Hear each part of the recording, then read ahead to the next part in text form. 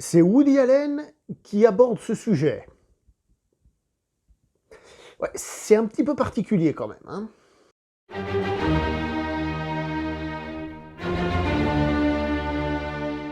Bonjour à vous les cinéphiles et bienvenue pour cette nouvelle vidéo en post-projection. On va parler aujourd'hui de Rainy Day in New York. Et pour ceux qui parlent anglais aussi bien que moi et qui ont besoin d'un dictionnaire et de Google pour comprendre, ça veut dire un jour de pluie à New York. Donc c'est le 48e film réalisé par Monsieur Woody Allen avec comme toujours un casting assez impressionnant. Entre nous, dites-moi si je suis le seul à penser ça. Moi j'ai l'impression que les films de Woody Allen c'est un peu une espèce de passage obligatoire, une espèce de club guindé des acteurs où c'est pas forcément que les films soient toujours oufissimes, mais c'est une espèce de, ouais, voilà, un club de la haute quoi. C'est un peu la sensation que j'ai.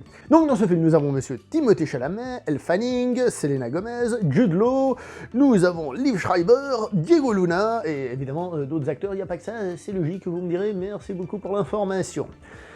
La note que je vais donner à ce film, compliqué, non pas pour les questions politiques et autres, puisque nous ne sommes pas là pour juger la personne, on est là pour parler d'un film, hein, d'accord, mais si évidemment les critiques, les accusations qui sont faites à son auteur vous posent problème, il n'y a pas de problème, faites comme vous voulez, moi je ne suis pas policier, je ne suis pas juge, donc je laisse ça à la loi, et en plus à la loi là-bas en Amérique, je ne suis pas américain non plus.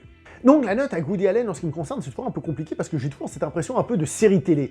C'est-à-dire que Woody Allen, comme il sort un film par année, eh ben, j'ai pas l'impression de voir des films complets, profonds, et qui, comment dire ça, qui ont une ambition folle. J'ai plutôt l'impression de voir des petits films très bien faits, hein, ça je dis pas, mais plus une espèce de série télé moderne, c'est avec des épisodes justement qui veulent dire quelque chose, que vraiment quelque chose de profond. Est-ce que ce film est bien? Oui, mais à quel point, voilà quoi, je veux dire, pour prendre un exemple de ce côté série télé, rien que le générique, fait pas du tout série télé, mais fait qu'il y ait toujours le même générique avec le même genre de musique, voilà. Donc la note, moi je vais en donner une, mais voilà quoi, moi je vais donner mon impression sur le film, moi j'ai bien aimé ce film, j'ai même beaucoup aimé, donc je vais lui donner la note de 8 sur 10, mais bon, après en fonction de... Nous allons donc commencer par évoquer les acteurs, parce que comme on a dit, il y en a pas mal, et on commence par Monsieur Timothée Chalamet. Alors, je vais être honnête avec vous, Timothée Chalamet, c'est pas un mec que j'aime beaucoup, c'est-à-dire, on va dire son physique, sa manière d'interpréter, c'est pas quelque chose qui me parle, ça n'en fait pas un mauvais acteur, c'est pas parce que moi, entre guillemets, j'aime pas, c'est pas que je le déteste, c'est pas parce que moi j'aime pas que c'est un mauvais acteur, c'est pas le cas, j'ai même entendu dire qu'il était considéré comme un espoir, qu'il a beaucoup de potentiel, et dans le film, bah, ce qu'on lui demande de faire, il le fait très bien, hein, c'est tout. Il est vrai que j'ai pas l'impression de voir quelque chose de révolutionnaire, mais bah, ce qu'il fait, il le fait bien. Et puis voilà, et puis c'est tout. Celle qui s'en sort le mieux à mes yeux, c'est Elle Fanning, parce qu'elle fait un personnage, on va dire naïf pour être gentil, gourde pour être honnête. Et bah déjà, ça demande beaucoup d'autodérision, hein, d'accepter ce genre de choses. C'est le rôle d'un acteur, on le sait, ils sont payés pour. Hein, on reviendra sur les salaires après. Mais je trouve qu'elle le fait superbement bien, avec une certaine fraîcheur et tout, et donc voilà, elle s'en sort très très bien. Selena Gomez, tiens, ça vaut la peine qu'on en parle, parce que Selena Gomez, je suis pas fan du tout, et je vais pas dire qu'elle joue bien dans ce film, mais je trouve que le réalisateur arrive à faire ressortir d'elle, vous voyez, je dis pas c'est elle qui arrive, c'est le réalisateur qui arrive à sortir d'elle, donc je suis un peu méchant là-dessus. Le résultat à l'écran, on va dire, est plutôt intéressant parce qu'il y a ce côté un peu séducteur qui arrive à ressortir, et donc même si c'est loin d'être parfait, il y a une utilisation de l'actrice, où l'actrice s'utilise elle-même de manière plutôt correcte et assez intéressante, voilà. Jude Law, j'aime beaucoup Jude Law, mais si vous allez voir le film pour Jude Law, passez-vous de chemin, je crois qu'il doit avoir genre 3-4 scènes, pas plus, comme ça, donc passez-vous de chemin, hein. Liev Schreiber, je vous en parlais juste parce qu'en fait c'est le contraire de Timothée Chalamet, c'est un mec dont j'aime bien la gueule. Donc de base, ce gars, j'aime bien sa tête, je trouve que ça passe plutôt bien. Est-ce que ça en fait un grand acteur? Pas forcément. Moi j'aime bien. Là, moi je trouve qu'il fait bien ce qu'il doit faire encore une fois, hein, mais c'est juste pour montrer un peu les deux faces de la pièce de monnaie, et pour dire que c'est pas mon point de vue qu'en fait un bon ou un mauvais acteur, lui je l'aime bien de base, après ce qu'il fait c'est encore une fois pas révolutionnaire, lui non plus, mais voilà, c'est bien.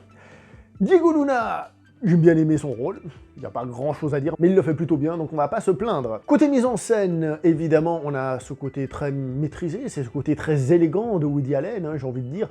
C'est New York un peu guindé, tel qu'elle nous est montrée, c'est-à-dire on n'a pas l'impression de voir un New York, je sais pas moi, comme on en verrait, je sais pas moi, une bannerie, je sais pas moi, une journée en enfer, ce côté urbain, non, on a l'impression qu'on est dans un New York classe, ce qui est quelque chose qu'a déjà fait Woody Allen, ce côté très, comment dire ça, on parle d'œuvres d'art, on est un peu dans la haute sphère, vous voyez. D'ailleurs, il y a l'image y a aussi ce grain un petit peu à l'ancienne, on a un peu l'impression de voir un film qui est vieux jeu, mais qui se passe à notre époque quand même. Donc non, à ce niveau-là, il n'y a pas à dire, c'est bien fait, il n'y a rien qui m'a spécialement, comment dire, flashé au point de m'émouvoir, de me créer de l'émotion et tout ça à travers cela, mais c'est très bien.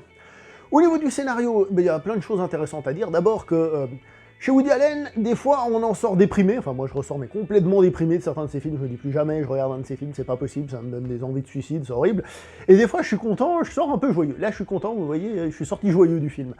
Entre autres grâce à ces dialogues qui sont assez intéressants, avec pas mal d'humour et tout ça, et j'ai bien aimé, je préfère cette facette de Woody Allen, comme je l'ai dit, et je suis plutôt content, il y a vraiment des répliques qui sont bien sympas. Le film en lui-même est assez intéressant, parce qu'on peut dire de ce film que c'est un film d'amour. En fait, que le thème du film, c'est l'amour. Mais pas l'amour en mode comédie romantique, classique, oh, ils se rencontrent, oh, ils se détestent à un moment donné, oh, ils finissent ensemble, tiens, on l'avait pas vu venir, celle-là. D'accord? C'est un film sur qu'est-ce que l'amour, qu'est-ce qu'une relation de couple, on va dire à quelles difficultés elles sont contraintes, mais aussi qu'est-ce que l'attirance sexuelle, etc., etc. Donc à travers le couple principal, mais pas que, aussi à travers les autres personnages, on peut dire que c'est un film dont le thème principal est l'amour. Chose intéressante, et on se demande si Woody Allen là-dedans est pas en train de critiquer un certain Weinstein, le personnage d'Elle Fanning est au contact de personnages du milieu du cinéma, donc des réalisateurs, des acteurs et tout ça, et en gros, pour faire simple et aller directement, tout le monde veut là Mickey. Voilà. Alors, c'est pas un souci de vouloir avoir une attirance, enfin de vouloir, même pas vouloir, c'est pas une attirance sexuelle pour quelqu'un, surtout qu'elle est vachement mignonne, faut dire ce qui est, mais elle est aussi montrée de manière très peu intelligente, je pense que c'est pour montrer que, voilà, entre guillemets, c'est méchant ce que je vais dire, mais que le personnage ne semble rien avoir d'autre que le physique, et justement, bah les mecs, eh ben ils sont là et puis ils veulent le physique.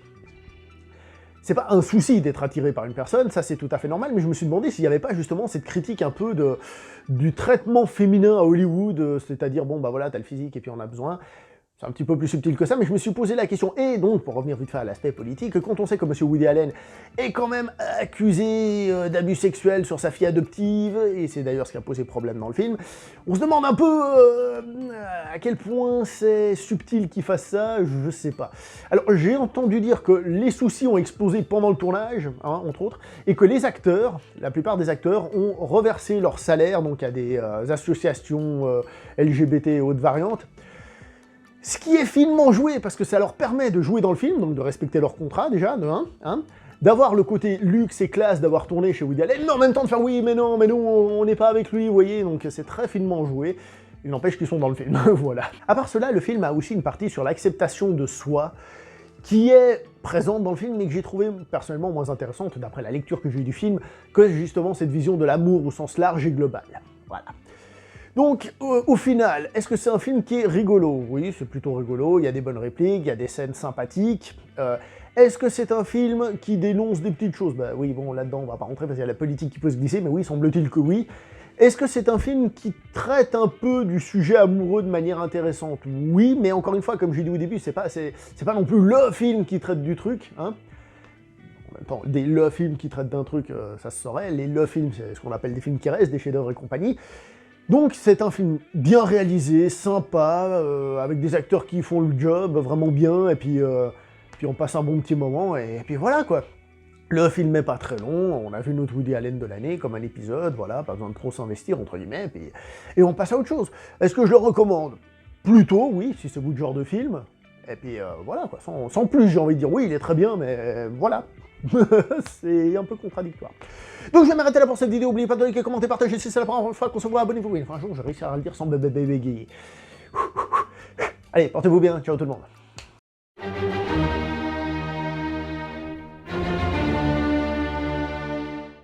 La politique à Hollywood, je sens que ça va faire jaser ce genre d'histoire. Je sais pas pourquoi, je sens que dans les commentaires ça va vachement en parler.